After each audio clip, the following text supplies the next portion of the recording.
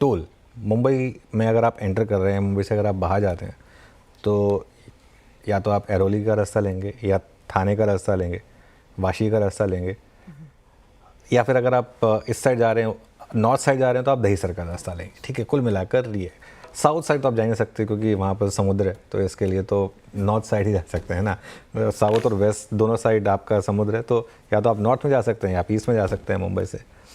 अब एक काम करते हैं, जरा पैनल से पूछते हैं, अगर गूगल करे बिना हमें एक बता पाएँ, जब भी आप टोल के इस पर जाते हैं, गेट पर जाते हैं, तो एक MEP करके नाम आपको दिखाई देता है। इस MEP का मतलब क्या है?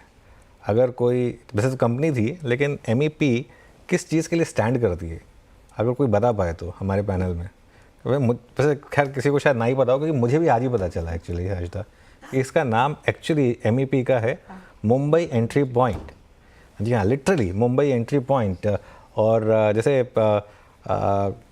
नोएडा में वो होता था ना DND, वो DND फ्लाई, वो नोएडा टोल ब्रिज के, तो दिल्ली नोएडा दिल्ली, तो ऐसे MEP literally Mumbai entry point. और ये मुझे खबर दी यतिन ने सुबह।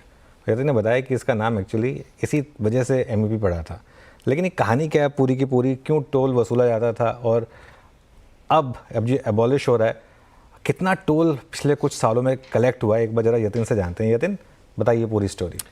देखिए, ये टोल की जो पोल है वो आज खुलने वाली है। यहाँ इनसाइड स्टोरी हम आपको देंगे। आज एकनाथ शिंदे की जो सरकार है महाराष्ट्र में, इन्होंने कैबिनेट के जरिए एक इंपॉर्टेंट डिसीजन लिया।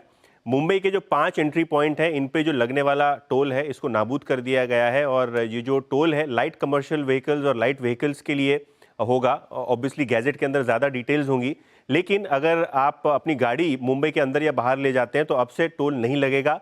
आज मिडनाइट से ये चीज़ें इफेक्ट में आने वाली हैं। लेकिन ये जो मुंबई के एंट्री पॉइंट्स हैं, इससे जुड़ी एक कंपनी है जिसका नाम है MEP इंफ्रास्ट्रक्चर, यानी मुंबई एंट्री पॉइंट। MEP का जो काम है वो ये है कि MSRDC जो महाराष्ट्र सरकार की एक इकाई है, इससे इनके पास एक कॉन्ट्रैक्ट है। और ये कॉन्ट्रैक्ट जो नवंबर 2026 तक का था, वो मुंबई के सारे एंट्री पॉइंट्स का टोल कलेक्शन का जिम्मा इस कंपनी को दिया गया था। ऑब्वियसली इसके एवज में जो कलेक्शन होता है वो मुंबई के सारे फ्लाईओवर्स को मेंटेन करने में और टोल रोड्स को मेंटेन करने में इस्तेमाल किया जाएगा।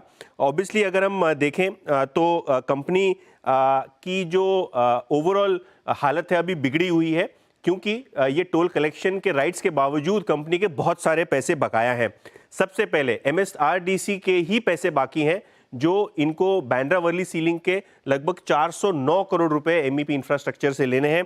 इसके अलावा मुंबई की जो म्युनिसिपल दिल्ली की जो म्युनिसिपल कॉर्पोरेशन है, इससे 5,500 करोड़ के ड्यूज अभी भी MEP के जरिए है। तो MEP को ये 5,500 रुपए चुकाने हैं, जिसका हाईकोर्ट ने एक निर्देश दिया है। बैंक्स की बात करें तो IDBI bank, bank of India जैसी कई बैंकों के 200 करोड़ से ज़्यादा के बकाए हैं, जिसके कारण NCLT की प्रोसीडिंग्स जो है IBC के तहत कंपनी के ऊपर अभी बताई जा रही है। अगर हम क्लियरली बात करें तो इतना बड़ा जो अमाउंट है, लगभग 6-7 हज़ार करोड़ रुपए का जो बकाया है, कंपनी अपने स्टेक होल्डर्स को नहीं चुका पाई है। ऑब्वियसली इसमें नुकसान शेयर होल्डर्स का भी हुआ है, क्योंकि कंपनी का नेटवर्थ नेगेटिव हो गया है, और जो लार्ज पब्लिक है इसका भी हुआ है, क्योंकि जो बकाया इंफ्रास्ट्रक्चर प्रोजेक्ट्स में और डेवलपमेंट प्रोजेक्ट्स में जाने थे वो MEP ने अपने स्टेक होल्डर्स को नहीं चुकाए। जहां तक कि MEP का सवाल है, 2024 के साल में लगभग 34% टूटा है। 5 साल के CAGR देखें तो कंपनी का -31% रिटर्न है, यानी स्टॉक का दाम बहुत ही जबरदस्त तरीके से गिरा है पिछले 5 सालों में। और अगर हम बात करें कंपनी के लॉसेस की, तो कंपनी पिछले 5 फाइनेंशियल ईयर्स में लॉसेस ही कर रही है। FY20 से लेके FY24 तक आप देखें तो 100 से 250 करोड़ रुपए का कंपनी का घाटा होता हुआ दिखाई पड़ा है। ऑब्वियसली कंपनी की बात करें मुंबई एंट्री पॉइंट, तो इनका काम था केवल टोल कलेक्ट करना, लेकिन 6-7 हज़ार करोड़ रुपए के बकाये के साथ कंपनी की बैलेंस शीट पे इतना स्ट्रेस हो गया है कि कंपनी का नेटवर्थ भी अब नेगेटिव हो चला है। अब ये 4 रुपए का स्टॉक रह गया है वैसे, बाय द वे। और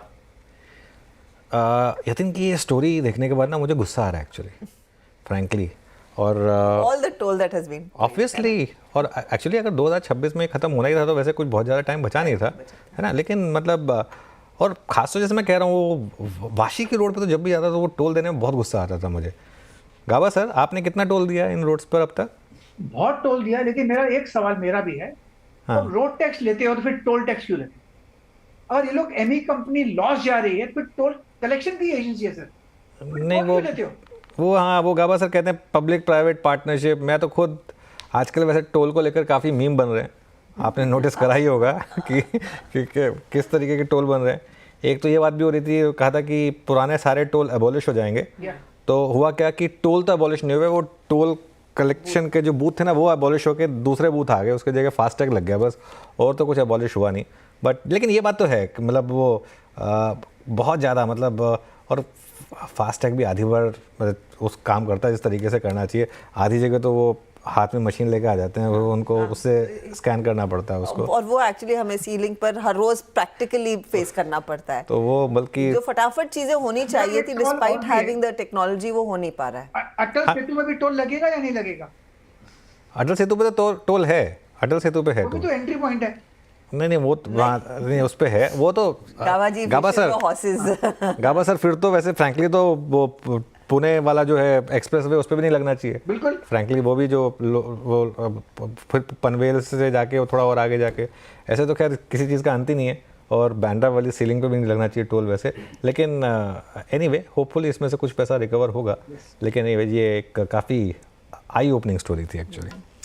लेकिन टोल आप क्रॉस करेंगे जब आपके पास में एक अच्छी गाड़ी हो, और आजकल अच्छी गाड़ी खरीदने का ज़माना आ चुका है, क्योंकि त्योहारों के समय में कई